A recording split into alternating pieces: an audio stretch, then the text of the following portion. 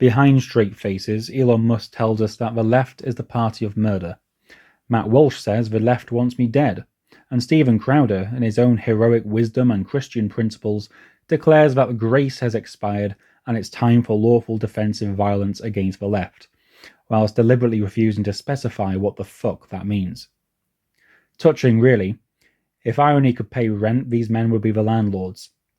Let's consult reality, the guest often forgotten to be invited at the grand old party.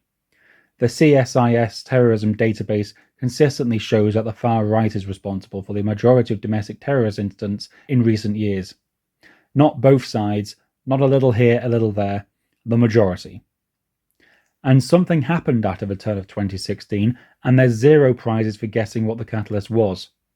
Violence didn't just increase, it skyrocketed.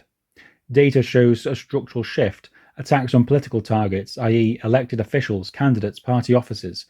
21 such cases since 2016 versus just 2 in the entire 22 years before that. Almost all of it is right-wing. White supremacist and extremist attacks are the defining feature of the landscape in America since 2016. But sure, Musk, Ben, Walsh, Jordan, Sargon, Hopkins, Tommy, Trump, tell us again how the left are the murder party. Tell us some more about how the left have gone too far. Tell us how the left are all just emotional and furious, jealous and bitter, whilst you lot sit back in your comfy armchairs, denying any and all responsibility for the evil you and your goons do in Christ's name. Let's revisit Charlottesville. Hundreds of white nationalists, neo-Nazis and Klan affiliates marched on with their little tiki torches, chanting "You will not replace us" like a rejected chorus line from a shit Disney musical. They surrounded counter-protesters, violence broke out, and then Mr. Field elected to drive his car into a crowd, killing Heather Heyer and injuring dozens. This was not Antifa violence, this is the right wing in its purest form. But when Black Lives Matter had the nerve to protest the frequency of extrajudicial police killings, the right rebranded them as riots. Riots because a whopping 7% of protests involved violence. Compare that to the UK last year, where over half of post-Southport protests ended up involving violence. But facts never stopped Fox and GB News from running the same old song on an infinite loop. And when MAGA lost an election, what happened there? They didn't peacefully protest, no, they invaded the Capitol. January 6th was not a metaphor, it was an actual mob.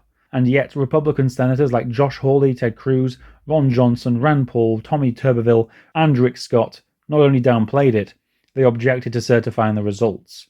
Hawley even gave a clenched fist salute before scampering away like a cartoon villain, his legs spinning in circles as he ran. And the assassination attempts.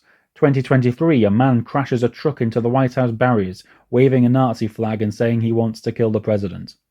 Another man in Utah threatens to sniper shoot Biden, promptly arrested by the FBI.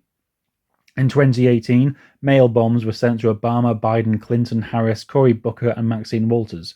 And in 2025, just months ago, shootings at Minnesota Democrats' home killed Speaker Melissa Hortman, as well as her husband, in cold blood. All overwhelmingly right-wing in motivation, none triggering the kind of response we are witnessing now. This isn't a both sides PSA, this is a reminder that the right desperately hopes you forget. The overwhelming majority of political violence in the United States right now is coming from the right.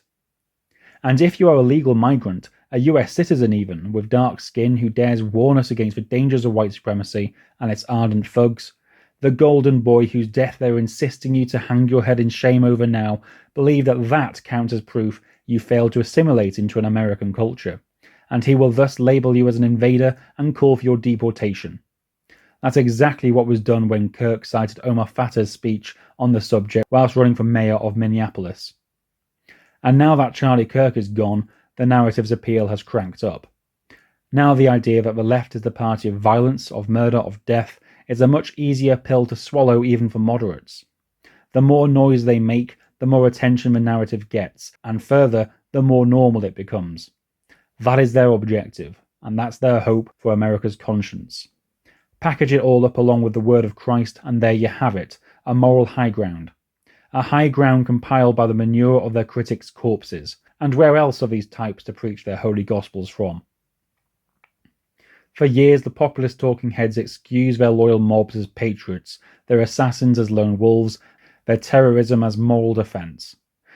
Now one of their own falls, and suddenly those excuses no longer apply. They've discovered the existence of evil, and conveniently it believes in human equality, racial harmony, and social mobility. So let me be clear. This sanctimonious pearl clutching is not about violence, it's about power. It's about seizing an opportunity to brand dissent as bloodshed, and laundering their own record of political terror through fabricated tears and insincere prayers. Because when the right points and screams murderer, it is not an accusation, it's a confession.